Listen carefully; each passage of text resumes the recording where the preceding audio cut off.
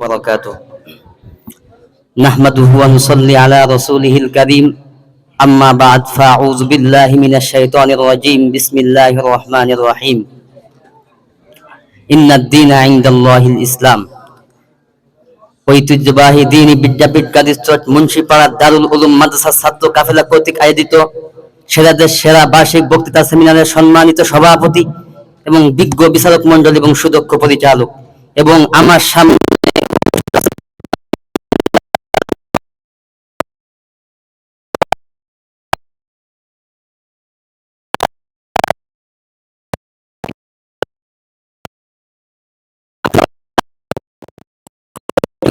তার মধ্য থেকে আমি আমার বিষয় নির্ধারণ করে নিয়েছি। বাংলাদেশে ইসকন অপতৎপরতাও আমাদের করণীয়।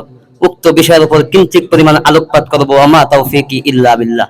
সম্মানিত উপস্থিতি, আসুন আমরা প্রথমে জেনে নিই ইসকন কারা ও কোথা থেকে তাদের উৎপত্তি এবং কি তাদের mission. International society for Krishna conference নামে পরিচিত, অর্থাৎ তাকে মুভমেন্ট নামেও পরিচিত। এটি 1966 সালে যুক্তরাষ্ট্রের নিউ ইয়র্কে এর প্রতিষ্ঠিত হয়। বর্তমান পশ্চিমবঙ্গে ভারতের মায়াপুরে এর প্রধান কার্যালয়।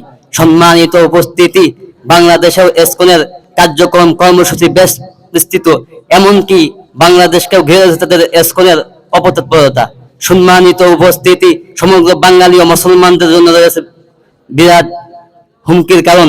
যেমন তারা বাংলাদেশ থেকে মুসলমানদেরকে শেষ করে দিতে চায়, মুসলমানদেরকে নিঃশেষ করে দিতে চায়, তারা বাংলাদেশ থেকে মুসলমানদের পার্সেন্টেজ কমিয়ে দিতে চায়। তার এ কারণে তারা সফল হয়েছে। তাই তো আমরা আগে শুনতাম বাংলাদেশে মুসলমানদের সংখ্যা 95%, আর এখন আমরা শুনি বাংলাদেশে মুসলমানদের সংখ্যা হলো 92%। সম্মানিত উপস্থিতি, রয়ের সদস্যরা এদেশে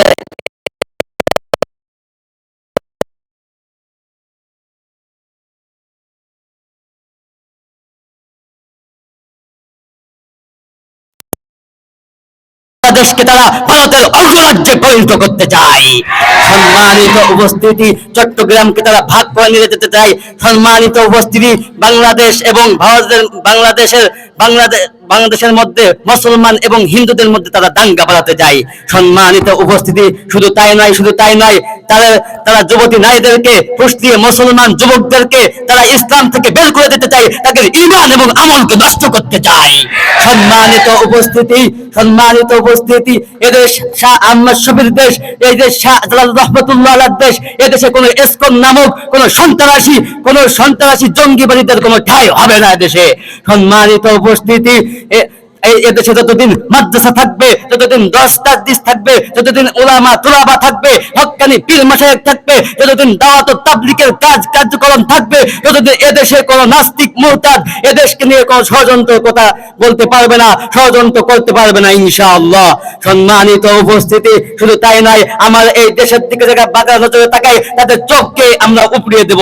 সম্মানিত উপস্থিতি, যারা ভারতের দালালি করবে এদেশে থেকে, আমার ভাই মোহাম্মদ আইনজীবী সাইফুল ইসলাম আলিফকে যারা হত্যা করেছে, এর হত্যার নির্মম হত্যার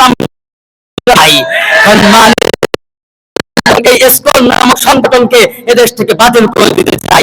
এজন্য আমরা সকলে এবং আমরা দাওয়াতি কার্যক্রম চালিয়ে যাব, যেন আমাদের ঈমান এবং আমলকে আমরা মজবুত করতে পারি এবং এই সমস্ত খারাপ কাজ থেকে বেঁচে থাকতে পারি।